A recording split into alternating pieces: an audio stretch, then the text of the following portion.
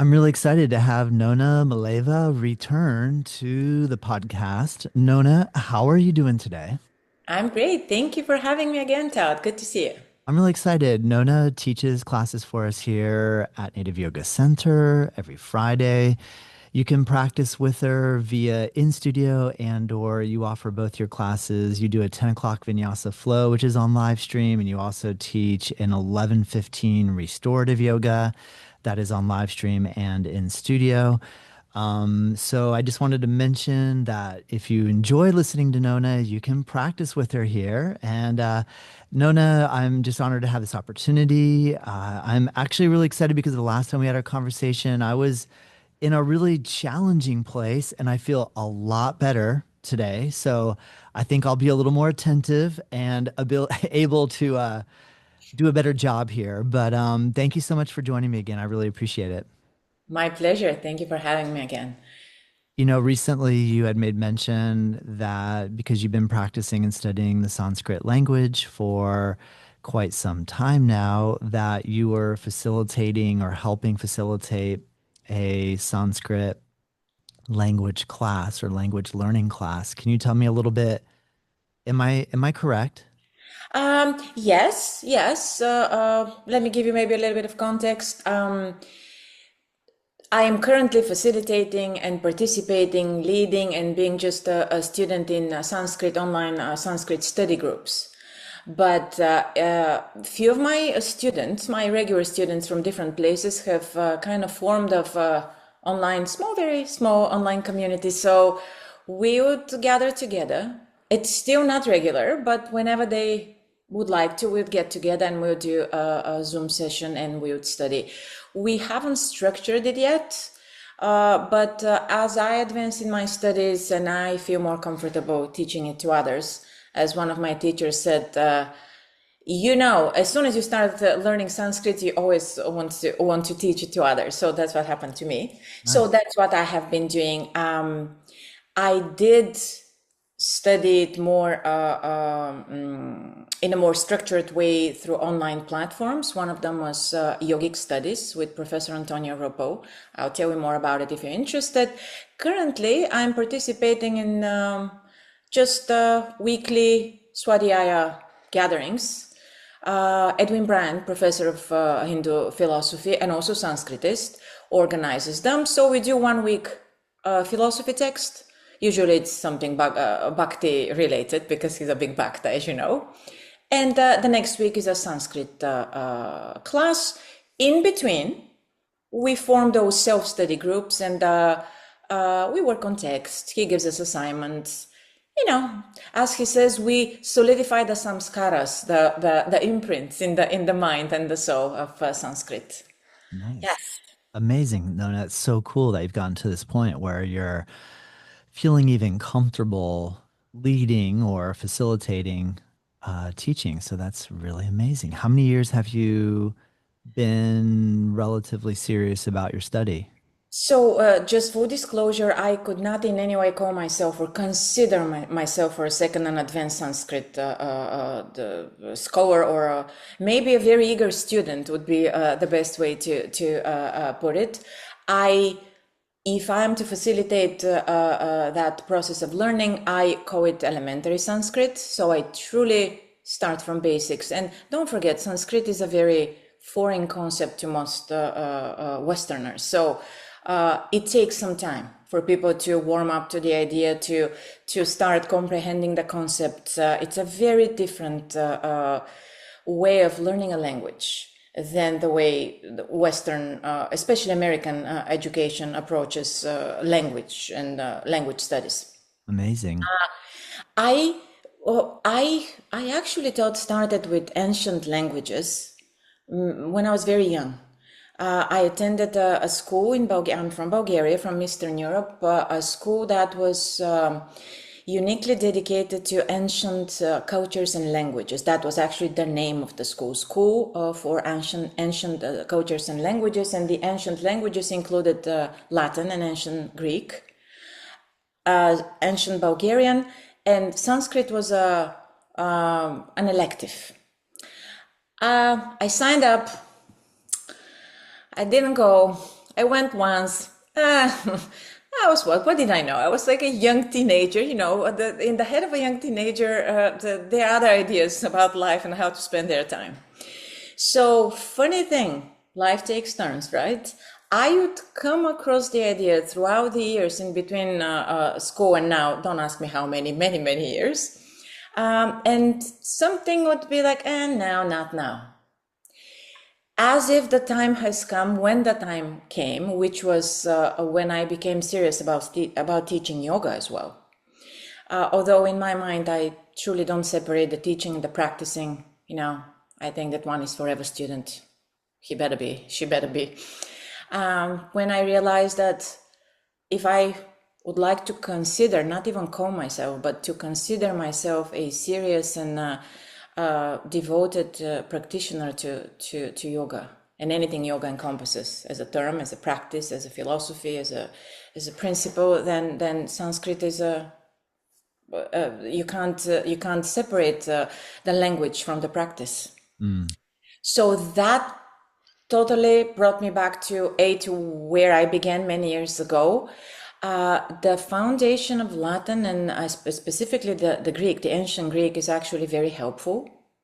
It makes a big difference, I have to admit, to whether you're starting as someone who comes from classical languages like I did, or someone who has never been in touch with those concepts. So I think I had it way easier than the rest of the people in the course. I actually started first as an autodidact, as a self-taught student. I found the teachings of Professor Ruppel online. She was generous enough to share video materials on her book. I purchased the book, and for about a year, I worked on it on my own. Wow. How successfully is another story, but I worked, okay? I was committed. And then I really thought, it started as one of those things, let me get a little bit more into it. Let me at least, when I chant, when I teach class, when I say the names of the asana, at least I would like to know what I'm saying, right? Well, then it became more serious. Then I thought, no, this has to be pursued with passion. Wow. And I signed up and it was one. So she does the studies in levels. You start from the basic levels, and the system is greatly organized. And she actually from the get-go tells you, this is the textbook, this is the system. When you're ready, start teaching it. How awesome is that? How generous, how enlightened of a person do you have to be And to do mostly from the that? idea, Nona, that the way that you're going to become proficient in it is that by teaching it is how you learn it. Right? You like that concept too. We learn best what we most need to. I'm sorry, we teach best what we most need to learn. Yes. Yes, I believe so. I believe so. So that's what it was. I started with very basic grammar, which I'm still. Sanskrit is one of those language systems that, because it's very set in its ways. Don't forget, Sanskrit is, maybe I'm rushing here into explanation, but Sanskrit is not like any modern language you think of. A language evolves. A language is an organic system that evolves with culture, with history. Sanskrit, because of the way, classical Sanskrit that is, the rules were set. There is this great grammarian, extremely intelligent and knowledgeable grammarian called Panini, who somewhere around the 5th century BC sets this thing literally in stone. Well, not literally, but pretty much says, okay, these are the rules. Let me give you the rules. And, we don't deviate from those rules. And in a good sense, Sanskrit has been frozen. Classical Sanskrit, the way we learn it, has been frozen since. And I find this ancient stuff fascinating. So when people ask me, why?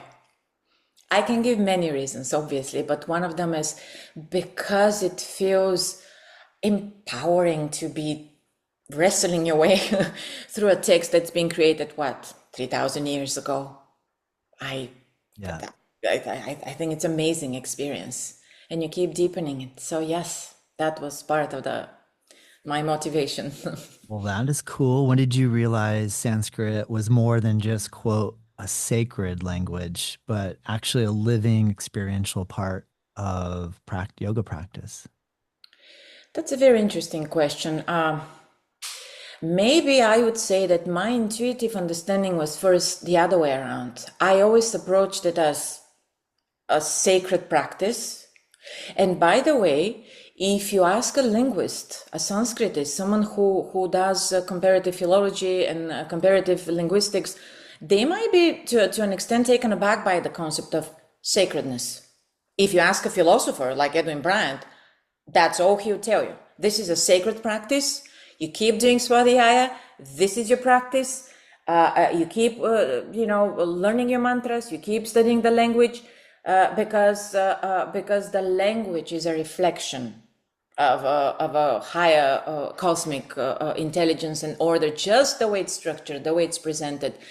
From linguistic perspective, it's probably one of the most artful, masterful, complex linguistic structures I have ever encountered. And given I have dealt with languages, I have studied languages. So Sanskrit, which is the oldest of all of the languages I've ever studied or inquired into, I was to an extent surprised of how vast this system is. Just to give you an example, I approached it as a sacred practice, as a philosophical practice, as well as a linguistic practice, because very early I grasped that dynamic within the linguistic system of Sanskrit, that the language is also a reflection of the mind that created it, right? Of the mindset that with which this language was created, and which is very different than the Western mind. Mm. Because we have had multiple conversations, and you're a dear friend and a teacher of mine, that we are very linear in our westernized thinking, and it all comes from Aristotle, from the Greek philosophers. It's not a bad or good thing. This is not a qualitative distinction I'm making. It's more of a distinction of essence. While the Indian and more of the Eastern philosophical thinking, it's more cyclical, right? And there is this thing in Indian philosophy that things, concepts, qualities, they can exist in their polarities and still be integrated within the same space. So making space for the opposites, Sanskrit does that. One word can mean one thing, and then 7 lines down, the opposite thing. And it's context dependent, and it's experience dependent. And you have to broaden literally probably your linguistic brain structures in order to be able to make sense of it. And at first it might be a little bit challenging, but it's beautiful. It's so, I find it stimulating spiritually, mentally, emotionally, psychologically. I truly believe that committing to a practice like this, because it entails so much, because it's related to yoga, because it's related to yoga philosophy, to Indian philosophy, it makes you in a way feel psychologically flexible as well. Wow. So that's one of the many, many things. And I'm sure that after we end that conversation, many other things will come to mind. But hey, let's hope that I'll be able to share at least half of them here. While you were saying that, it made me think that if I go outside in the early morning when it's still dark and I look up and I see we have a lot of lights here, so I might be able to see the moon and a bright planet or a few stars. And I look a little deeper, or if I had a telescope and could look out into the cosmos, or go to a place where there's not a lot of city lights, I would maybe see an incredible level of increased complexity. So, like as you were explaining that, it made me think, maybe like I was trying to imagine in our English language. I know we have the potential for a certain level of complexity, but you're saying with Sanskrit, there's like a much wider cosmos of possibility. And is that a possibility of like being able to express oneself, or is it a increase of possibility to make a more complex idea. How could we relate complexity in relation to what a language can achieve? The first of all, beautiful allegory, that thing with the stars. You can see them from the naked eye, then you can go a little deeper through the tools. That was beautiful. Language itself is a system of relating information, more or less. But deep inside, the language is actually pregnant with symbolical structures. Language, in many ways, is very is connected to mythology as well. There is this concept of Greek philosophy and mythology of logos, the word, the said, the uttered word. In Sanskrit, the word would be watch, the speech, the word. There is a goddess actually of the speech. Well, without language, we are not able to express or to not only to express. So by expressing our inner emotions or thoughts or whatever information we would like to share, we are also using the language to make meaning. We are meaning making things. We, the Homo sapiens, absolutely. Language is that as well. So language is both your system of making sense of things, your system of to feel. In many aspects, we can use language to try to fill that existential void many of us experience. That is, it's just there. So language. There's a whole, I'm a psychologist by education and interested in all those concepts. There is a whole field in psychology called narrative psychology. So narrative therapy, I'm sorry. So you apply the therapeutic aspects of language to revision your experiences, to help you change your perspectives, right? To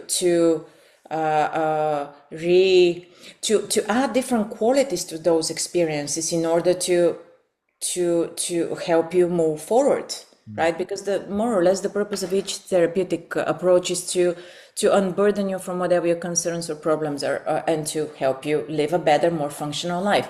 Well, circle back to yoga. What is yoga? But that big idea of transcending the human suffering, right?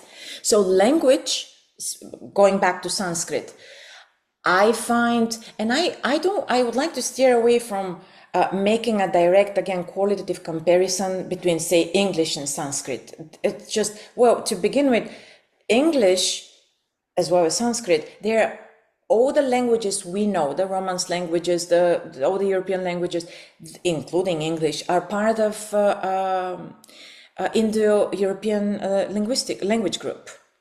So we have a ancient parent to this group. It's called Proto-Indo-European language. Nobody knows what this was, but Sanskrit was one of the children.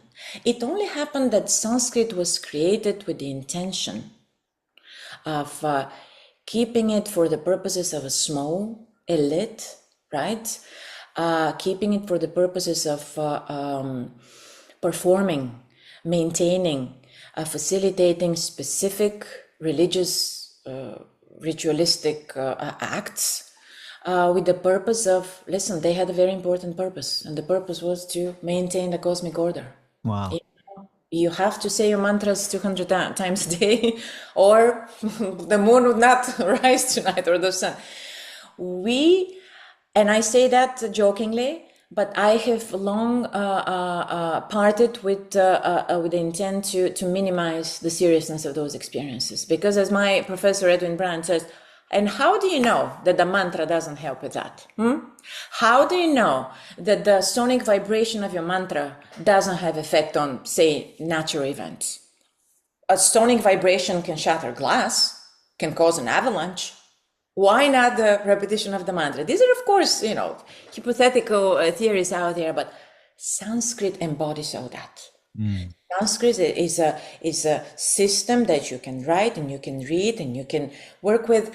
It could be mind-boggling in its complexity. I mean, there are texts I still cannot touch. Like I can't make sense of them. That requires probably years ahead, maybe lifetimes. Mhm. For now, I'm sticking with the more simple things. And by the way, to be completely fair, Sanskrit is not only that. It's not only the sacred language or the language of the Brahman, the Brahmins. Not at all.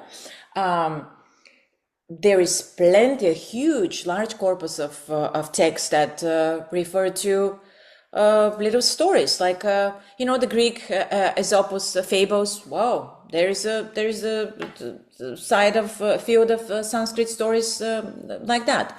There is a what did I come across recently? Something called Vriksha Vriksha Sutra. Sutras about trees, right? Cool. Gardening, things like that. There are Sanskrit writings about how to distill alcohol. So what I'm saying is that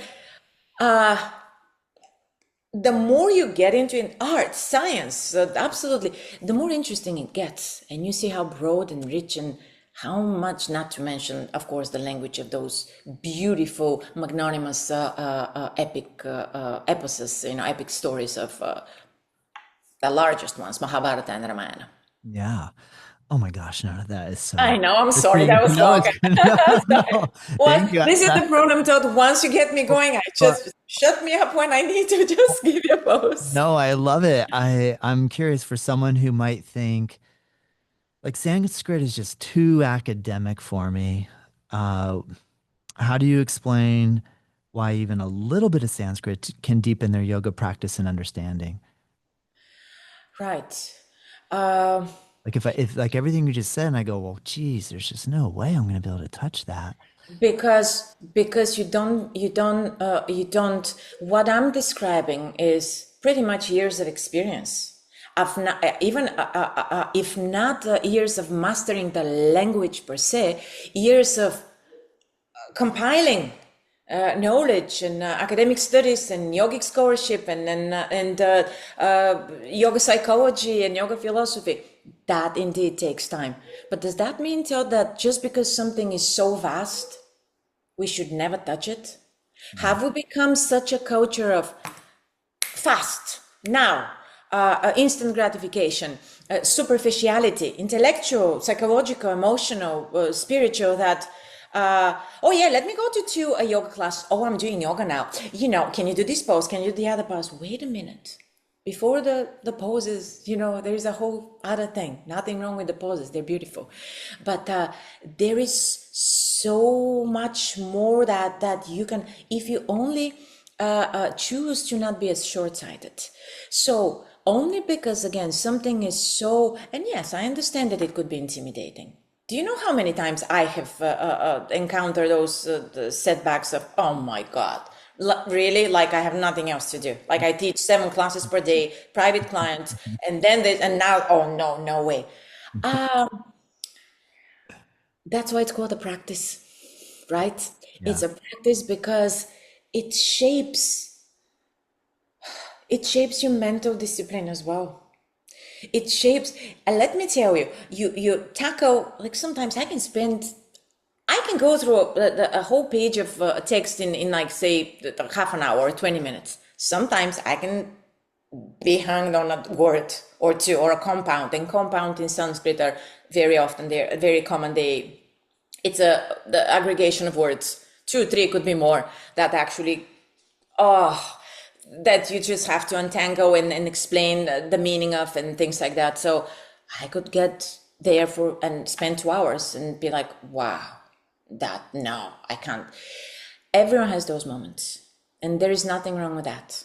There is nothing wrong with that. Only because something seems difficult, well, if anything, wouldn't that make it sweeter? When you step by step, segment by segment, to your personal satisfaction, you start actually walking the mountain. You don't have to rush. You don't have to climb all the way to the top from the get-go. It's a step after step. Would you Sometimes, say yeah. would you say that if like we were to look at a poster of 1,000 yoga poses and have the same type of response. I'd look at it and go, that looks like so much. I don't even know where to begin. But then if as a yoga teacher you were to say to me, well, let's just start with Paschimottanasana. Let's sit with your legs, sit on the floor, legs together and fold over your legs. And in essence, we would already be kind of contacting yoga through that one particular pose.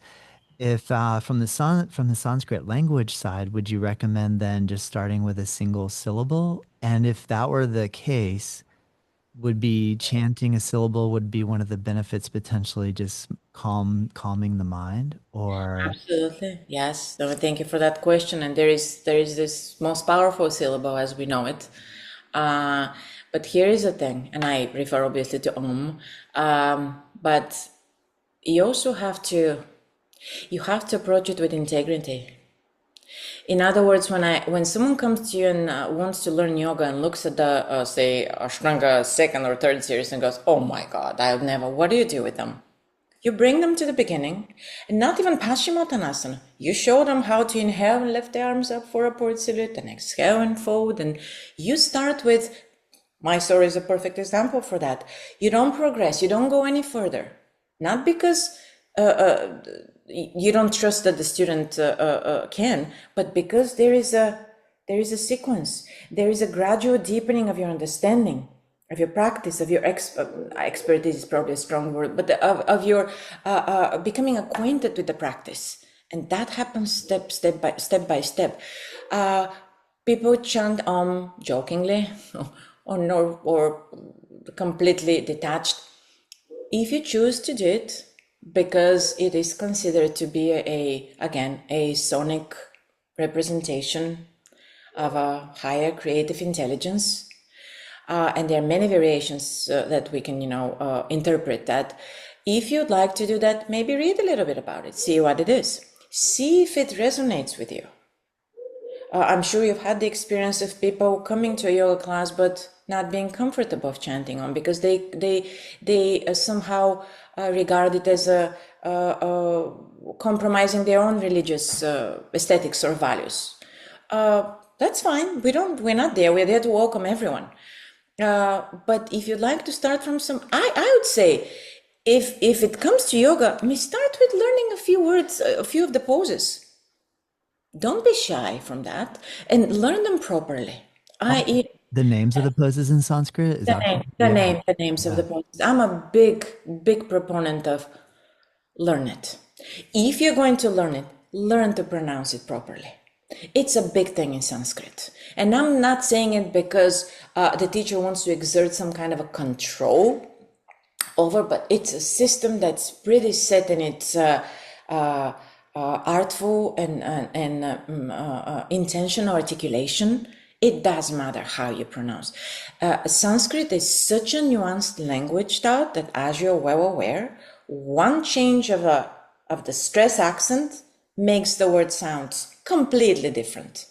You can refer to a pose or to a word that means a garland, a flower, the composition, or urine and feces. They sound very similar. So paying attention. And here's another opportunity for us as Westerners, people with very active, distracted minds, all day long on phones and laptops, and to slow down and mindfully make it a meditative experience. Pay attention to what I'm saying and how I'm saying it. Then you never know. Step by step, this might deepen your interest, your awareness of, that's the name. I wonder why that name goes with that pose. Then you get to discover more. They're not just poses, as you know, they're not just names. There is a whole experience that comes with them. There are mythological stories behind most of the poses that take you back to the realm of philosophy, of nothing is random, right? We are, again, because we are beings we are storytelling beings. The telling of stories is a reflection of our lives. So listen to the stories. Each pose carries that story. Each name carries that story. And with the name comes the interest. And the interest towards learning more, towards being able to look at the text and wow, look, today I made sense of two words. Let me tell you, this is it's you feel so victorious at first. Oh my God. Look, I made sense of those two words. Yeah. So I don't know how I got there, but I guess I was trying to just express that the language as the practice, they're both embodied practices, embodied experiences. Actually, there is something, I think we've spoken about it, there is something called embodied philology. For those yogic scholars who go and hunt and work on newly discovered scripts, you know, something that wasn't available 20 or 30 years ago, and it's a hard work to translate, to recompose them. But as you know, they have been written hundreds or thousands of years ago, and the whatever the leaves they were written are now disintegrating. So it's a long process of recomposing their integrity, reestablishing their integrity. But they would go through those texts and they would, as the manual of, for example, particular hatha or related text go, they would even equally simultaneously work on translation and on embodying the experience, whether it's experience of breathing, meditation, or moving. And now there's a term for it. It's called embodied philology. So you're simultaneously you're putting on one level the language, the workings of the language with the experience of body and mind. Wow, that's amazing. That made me think of when I hear about professional actors taking on a role for a movie, and when they step off the camera, they continue to stay in that role because either they're so involved in it or maybe it's easier not to break out of it and have to Maybe transfer. yes. That, But that, that, that's a that, fascinating concept that in the process of translating and or reconstructing old text that we would also attempt to like alter our mental state. right. That's pretty interesting. And to me, it's a good thing you mentioned that, because to me, as a yoga therapist, someone who is committed to the concept of the body holds the secret. You know, I'm also somatic psychologist, so that concept of embodying the work, the linguistic work, is extremely impressive. Wow. Absolutely, and I'm a true believer. Yes, of course. How come we didn't think about it Yeah, earlier? I see Yeah, that now. That is yeah. amazing, Nona. That is so cool. I am curious. Can you share an example of a Sanskrit word or sutra that reveals a much deeper layer of meaning when understood in its original language versus translation? Ah, you know, can I maybe answer in a reverse? Yes. So can I maybe give an example of something that's been so widely popularized? Yeah, good idea. Right. Yes. It's so loaded in our Western New Agey, culture that, and I will go with something as trivial as namaste. Good one. Okay. Ask people and they'll say, well, namaste means the light in me salutes the light in you. That's beautiful, Todd. It's absolutely beautiful. It's also incorrect. It's so wonderful, but Because, you're wrong. No, I'm kidding. well, it means I bow to you, I salute you, I say hi to you, like the way you, hey, Todd, how are you? That is pretty much in a respectful way, because what could be greater than respecting the person you come across or standing? Yes, the gesture of bringing the hands together is a gesture of respect, of being humble. Well, that's a concept we don't know much about. Again, it's Westerners, but here we bring it. It's beautiful when when a teacher teaches the students, or when the students accept that, notion. But here is another example of, look at what namaste means. It means it's a greeting. The same way, the same root as namaskar, Surya namaskar. I am saluting the sun salutation, right? I'm not the elaborating on that. The very term yoga Oh, it's such a loaded term. Yes, yoga means union. Sure, it does. Yoga and union. But do you know how many other things it means? Also among them, fraud or deception or astrological constellation approach or something like that. Well, let me back up. Yeah, The yeah. word yoga, one of the translations is a fraud or a Yes, deception. yes, yes. Mm. One of the many meanings. Why? Because again, remember, context dependent. Maybe, and this is I'm completely hypothesizing here.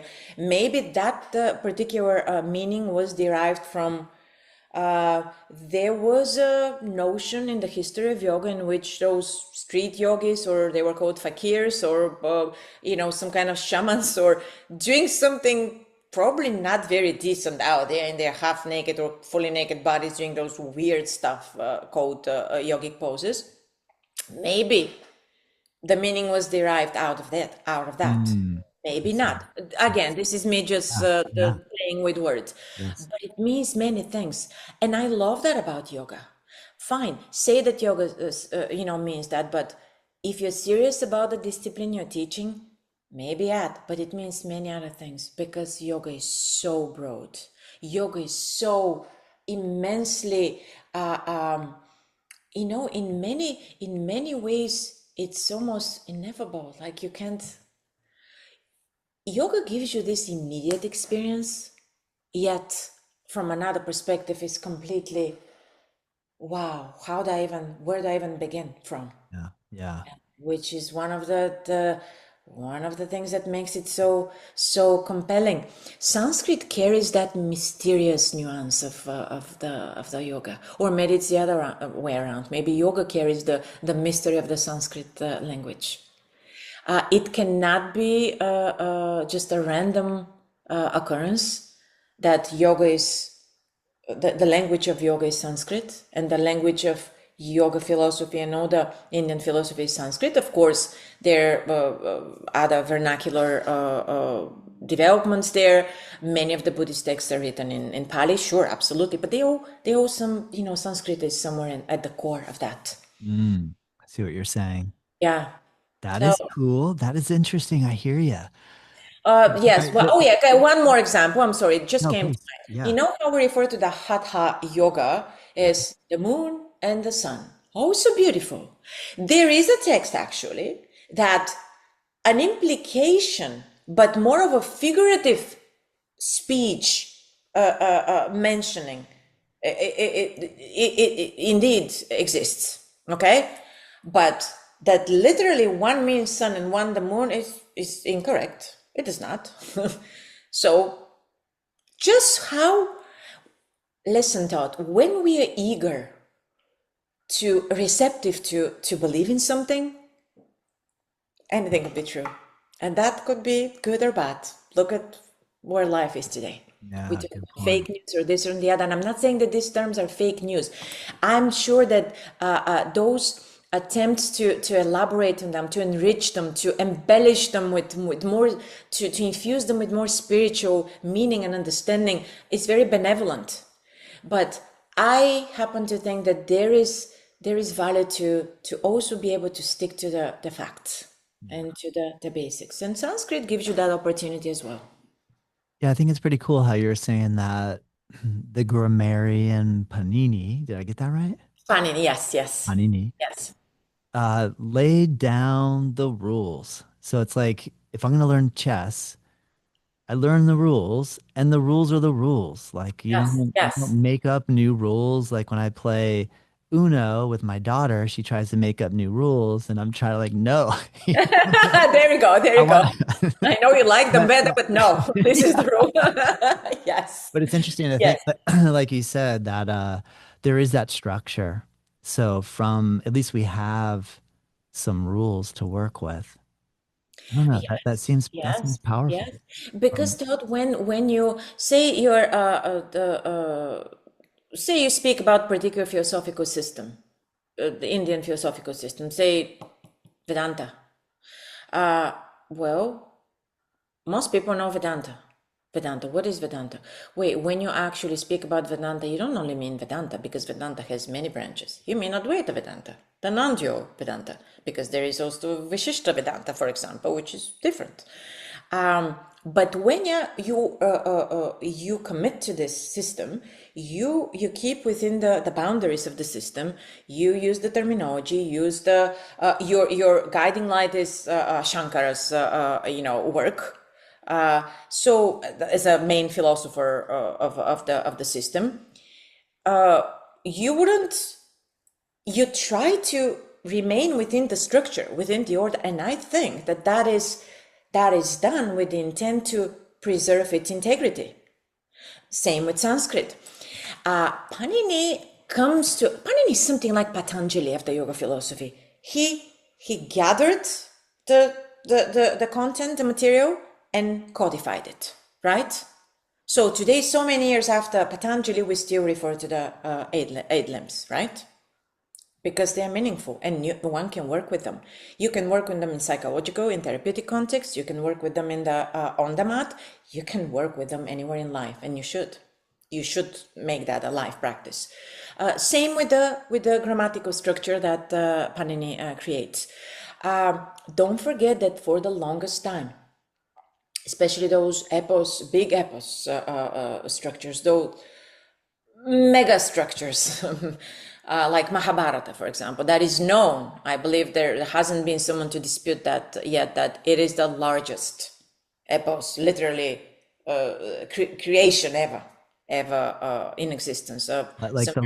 the biggest book ever written. Well, like 50 of those books, actually, 50 volume books. It's 100,000 verses, if I'm not mistaken. So that's pretty big. Pretty big. That's pretty big. But for the longest times, those epic stories were given from generation to generation verbally. There were no writing systems at the time. So when we speak about why do we have to pronounce things in certain way? Well, imagine if everyone started adding their own interpretations, right? Again, to preserve the integrity, the authenticity as much as possible. Obviously, each person who represents the system, or who will add some personal interpretation or maybe improvisation, why not? But as long as you stick to the story, at least for the epos, then you're good to go until someone actually sat down and started recording them. Nona, this question popped in my head when you were saying that. I recently saw how, I did not, I compiled some questions for you, and this is not one of them.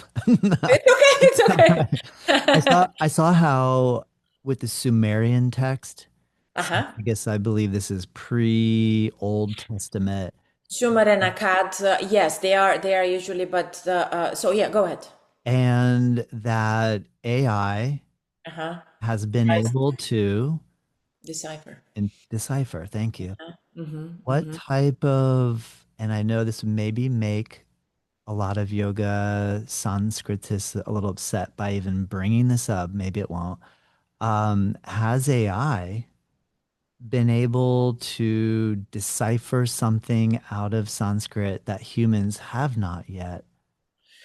Uh, So yeah. that's a good question. I've never inquired into this. I know for sure that we are referring to that Proto-Indo-European language that has not. We have found some evidence of it, but no one has been able to decipher it. Mm, mm. But there are many things we can say pro and cons of artificial intelligence. I would say that for as long as we use artificial intelligence to further human knowledge with good intent, with beneficial intent, with benevolent intent, I'm all for it. I'm Cool. all for it. That's I'm cool. all for it being AI being used in medicine. I'm all for it because when it comes to that, for as long as the artificial intelligence can interfere in order to eradicate the potential human mistakes, and of that there are many, because as we say, there is a saying, we are just humans, right? Humanum est errare. It's a Latin saying that says to to make a mistake is human, right? As long as that is the purpose we use it for, absolutely. Anything above the threshold of anything that actually just promotes personal interest, positions of empowering, financial gain, this and that, then Yeah.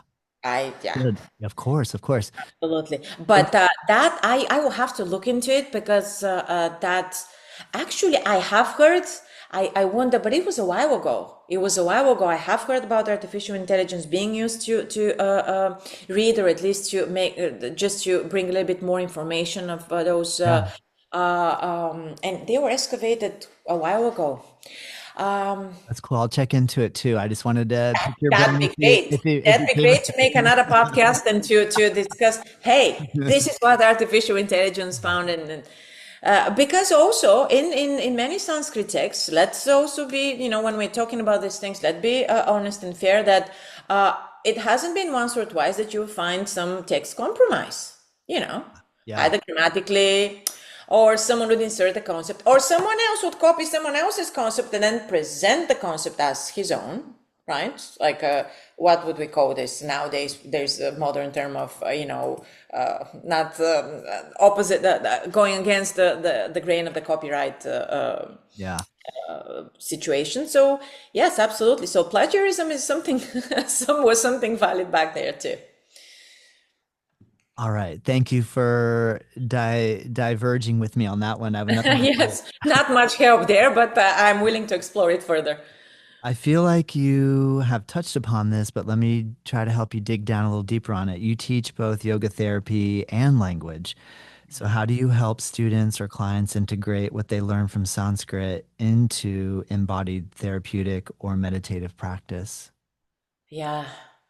Um, I I'm not always successful, but I think I'm learning better and better through the practice, through my work, to make it to make it user friendly, but not in a sense that you dumb it down. Okay, I divert from concepts like, okay, make it. You have to address the concept with respect, and you have to introduce it with respect, and but I try to catch their interest at first. So we spoke about asanas. I would maybe while talking about something, or in therapeutic context, if I'm working with a therapeutic group or one individual client, maybe I would say, okay, do this or that, or release this or that, or this is code, and then something would either maybe coming from the client who would reflect something, or I reflect something back to them after they share their experience with me, and then this little thing would pop in my mind, and I would say, oh, you know what, this is code in yoga and Sanskrit. With time and work, you develop a bit of intuitive acuteness of knowing when it's appropriate and when it's not. You always have people who are completely disconnected from those concepts. So you can have a person who's receptive enough and open enough that you can talk about both her, say, whatever is going on in her body, psychologically or physically or both, because usually it is both. And you can talk about the concepts of chakras, right? Or you can choose to describe what those energetic or psychological patterns connote without using names or esoteric tantric concepts that might, just make the person uneasy about it. Or you can have a conversation about how contemporary psychology actually welcomes those esoteric concepts. There is a whole branch in psychology that, for example, combines. Have you heard of, maybe some of your members might have heard of, there is a psychological system behavioral therapy called ACT, ACT. The abbreviation stands for acceptance and commitment therapy. Mm. So that therapy, it's pretty much, if you ask me, based on Eastern philosophical thinking. Pretty much the underlying notion, one of the creators, fantastic, brilliant mind, Stephen Hayes, is that life is suffering. Well, does that sound Buddhist or not? Yeah. Or yes, Sarvam Dukam or what? But not suffering in a way of, oh, wait, it's not worth living. To the contrary, get acquainted, get used to, accept the fact that life could often be just a change, just a series of challenges. What do? You develop, you work relentlessly to cultivating, to accumulating inner resources, psychological resources that would come handy and helpful in times when you need to overcome those challenges. This is called resilience. This is called growth. This is called well-being. Enough with that concept of, are you happy? What does that even mean? There's another from Sanskrit. I'm throwing the concepts from psychology, but it's called hedonic treadmill. How we Mhm. in Greek philosophy there's this term of hedonism, hedonia and eudaimonia. Hedonia is the experiences of pleasure in life. You do good stuff. It's just good. This feels good. Translated in our modern language. Okay, drinking with friends is good, or doing this is good. It's easy to go down that path, to just pursue the pleasure of life, right? But wait a minute, pain and pleasure, they kind of go hand in hand. Eudaimonia is the concept of what makes life meaningful, right? So you are in pursuit of cultivating those values, because we also value-based human systems, all right? And you may not always achieve the success of easy pleasures in life. You might not be the richest person or the most powerful person or the most famous person. Kudos to your ego. But you can sure live in a very content life, doing good for yourself and others. And that is the concept of eudaimonia. And that is the concept of that I try to integrate in my work, of how I combined the fundamental understanding of yoga as a system of bettering, a betterment, for lack of a better word. Yeah. Yeah. Great answer, Nona. And existentially also, a little bit, just to add a little bit more, but not a somber note, but if you're really serious about this stuff, Todd, if you really read the text, I think, and you can get whichever text you want. You can pull a Upanishadic text, you can pull a epic text.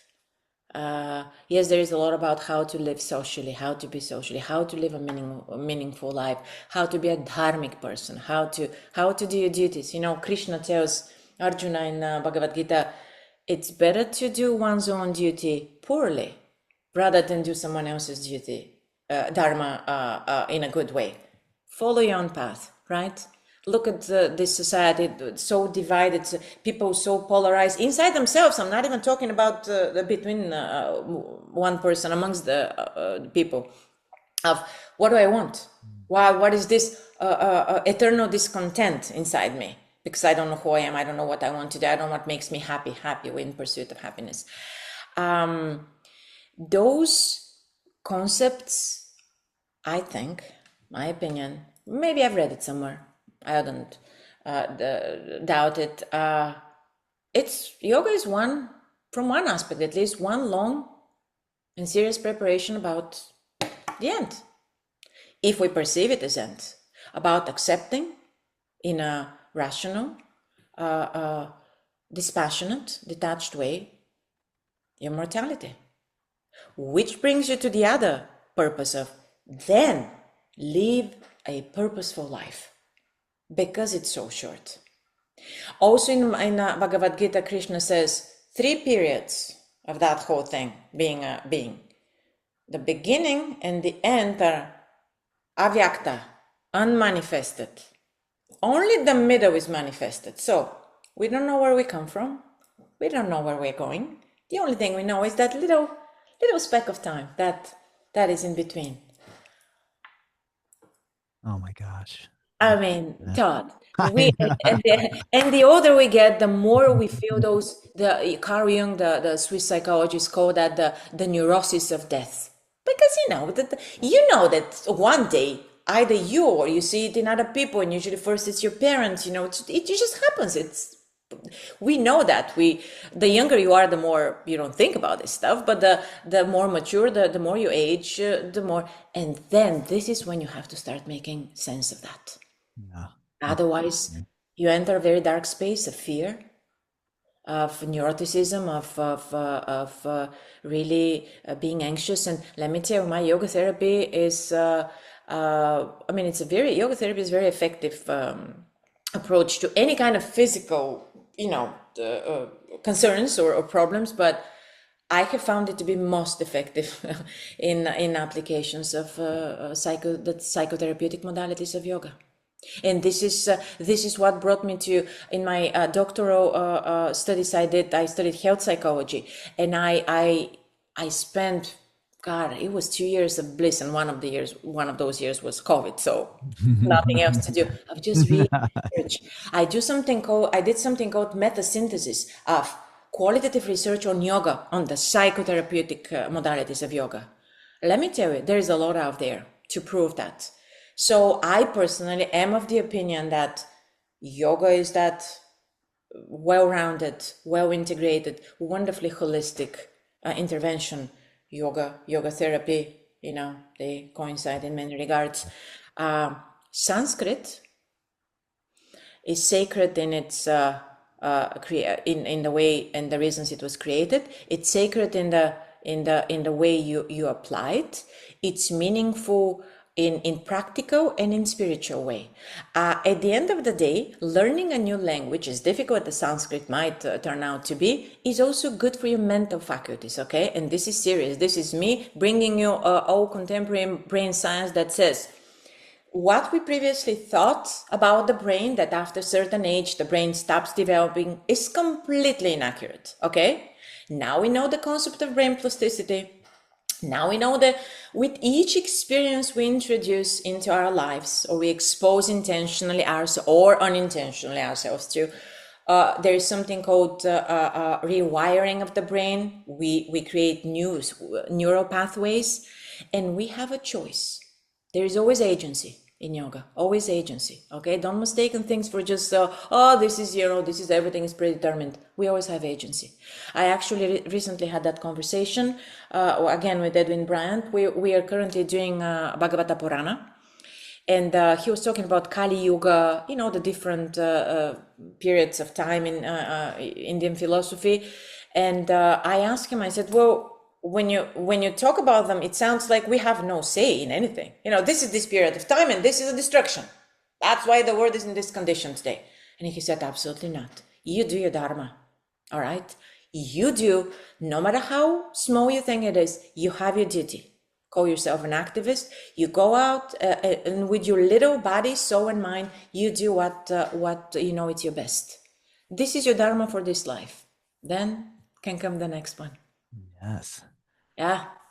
So Oh, this somehow I don't know how. Again, I don't know how the thought trailed, but this is the beauty of a podcast conversation that we allowed, right? beauty. I think we had a good structure here. We came in Okay, fairly yeah. Now prepared. I agree. Thank you for leading me masterfully. Yes, Oh man, Nona, I am so thankful to have this chance. I love hearing I am too. I your am your too. thoughts, and you put so much energy into your love of yoga, and it's palpable every time you're here at the studio. I really appreciate and so grateful to have your expertise here, and thank you for just taking time and explaining. I think this is something that a lot of people don't really know that much about in the world of yoga, and why I wanted to ask you some questions about it. I feel like it gets glossed over, or it's maybe underappreciated. And again, I mean, I've been watching you study and hearing about